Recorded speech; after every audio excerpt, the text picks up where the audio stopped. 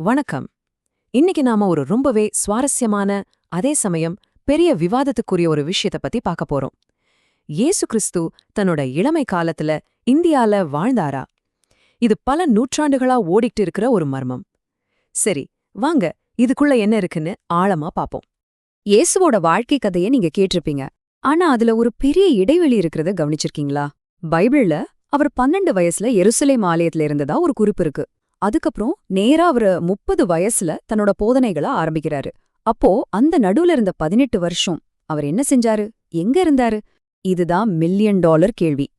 இந்த காலகட்டத்தை தான் வரலாற்று ஆய்வாளர்கள் காணாமல் போன வருடங்கள் அப்படின்னு சொல்றாங்க.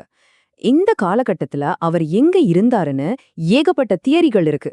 ஆனா அது எல்லாத்துலயும் ரொம்பவே வலுவான, ரொம்ப விரிவான ஒரு தியரி என்ன தெரியுமா? அவர் கிழக்கு நோக்கி, குறிப்பா இந்தியாவிற்கு பயணம் செஞ்சாருங்கிறது தான்.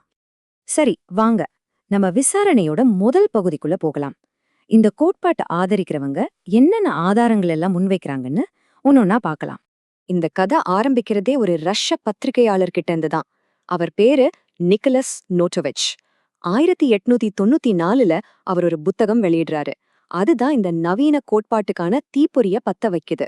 நோட்டோவிச் என்ன சொன்னாருன்னா, அவர் லடாக்ல இருக்கிற ஹெமிஸ் மடாலயத்துக்கு போனப்போ அங்க ஒரு பழமையான திபெத்திய ஓலைச்சுவடிய பார்த்தாராம். அதுல புனித ஈசான்னு ஒருத்தரை பத்தி எழுதியிருந்ததாம்.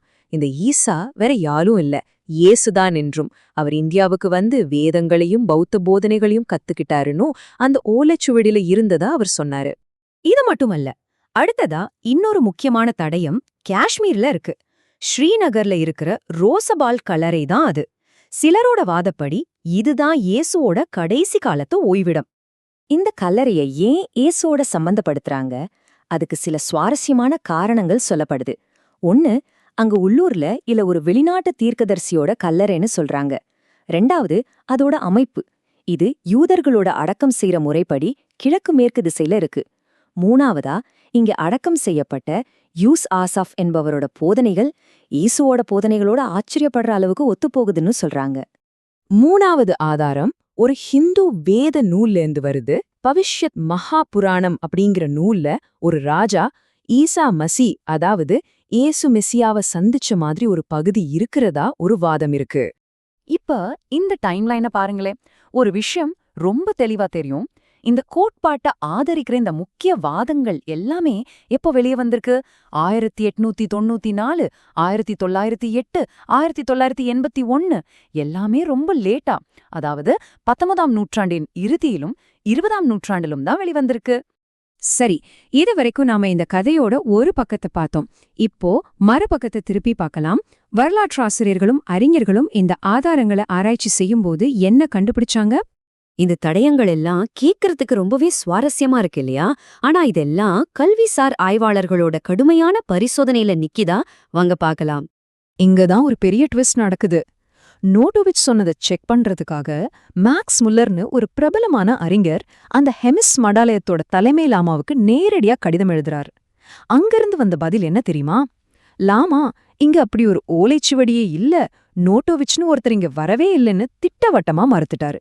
இது ஒரு புனைக்கதைங்கிறது அப்புறமா வேறொரு ஆய்வாளர் நேர்ல போனப்பவும் உறுதியாச்சு. மத்த ஆதாரங்களோட நிலைமையும் இதே மாதிரிதான். அந்த பவிஷ்யத் மகாபுராணங்கிறது காலப்போக்குல நிறைய இடைச்செருகல்கள் செய்யப்பட்ட ஒரு நூல். அதனால அதை முதல் நூற்றாண்டுக்கு ஆதாரமா ஏத்துக்க முடியாது. ரோஸ்பால் கல்லறைக்கு இயேசுவோட நேரடி தொடர்பு இருக்குன்னு சொல்றதுக்கு தொல்பொருள் ரீதியா எந்த ஆதாரமும் இல்ல. ரொம்ப முக்கியமா, இயேசுவோட போதனைகளை நீங்க பாத்தீங்கன்னா அது முழுக்க முழுக்க யூத மதத்தோட சட்டங்கள், தீர்க்க தரிசனங்கள் பத்தின ஆழமான அறிவை தான் காட்டுது. இது 17 வருஷம் இந்தியால இருந்த ஒருத்தரோட பேச்சா இருக்க வாய்ப்பு குறைவு. ஆக நாம எங்க வந்து நிக்கிறோம்? வரலாற்று ரீதியாகவும் பைபிள் ஆய்வுகள் அடிப்படையிலும் பார்த்தா இயேசு இந்தியால வாழ்ந்தாருங்கிற கோட்பாட்டை நிரூபிக்கிற அளவுக்கு போதுமான நம்பகமான ஆதாரங்கள் இல்லைங்கிறது தான் பரவலான கல்விசார் கருத்தா இருக்கு. சரி, அப்போ இந்த கதைய நாம முழுசா நிராகரிச்சிடலாமா? இல்ல, இத நாம 2 அலகலக கண்ணோட்டத்திலிருந்து பார்க்கலாம். ஒன்னு வரலாற்று உண்மை, இன்னொன்னு ஒரு ஆன்மீக கதை. இங்கேதான் நாம இந்த கோட்பாட்டோட உண்மையான தன்மைய புரிஞ்சுக்கணும். சரிபார்க்கக்கூடிய ஒரு வரலாற்று உண்மையா பார்க்கும்போது இது தோல்வியடையுது.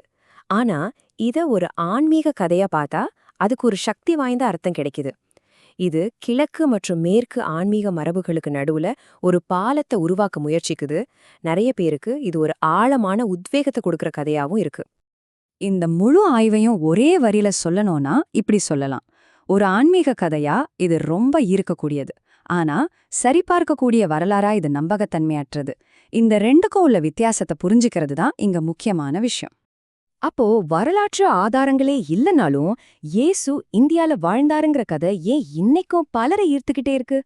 ஒருவேளை கலாச்சாரங்களையும் வெவ்வேறு நம்பிக்கைகளையும் இணைக்க முயற்சி பண்ற இந்த மாதிரி கதைகள் மேல நமக்கு இயல்பாவே ஒரு ஆர்வம் இருக்குமோ? நீங்க என்ன நினைக்கிறீங்க?